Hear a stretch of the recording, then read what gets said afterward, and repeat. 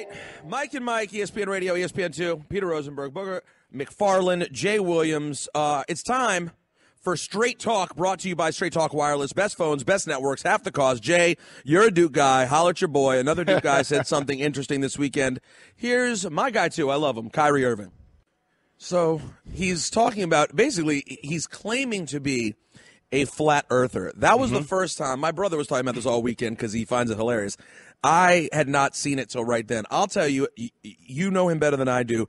To me, the look in his eyes is one of slight laughing and trolling, making a little story over All-Star Weekend. What's your thought, Jay? First off, I've known Kyrie for a long time. He's from Jersey. He's very socially conscious, okay? Yes, very much so. He's a very smart individual. And the beautiful thing about what he said is that that comment has garnered headlines across the country.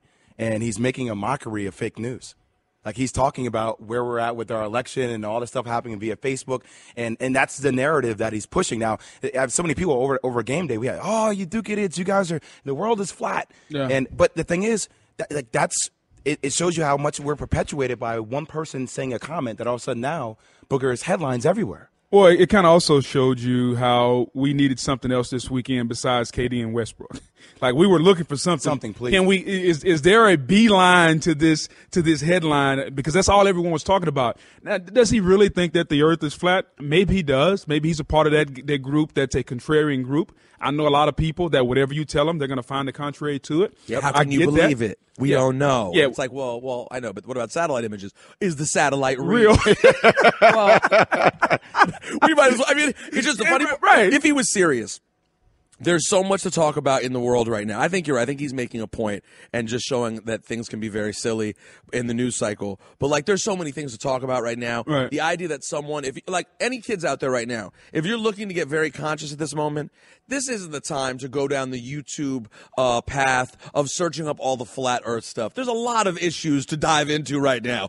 Flat earth is just what I've never understood. Like, and also, furthermore, let's suppose, even though you're not right, that you are.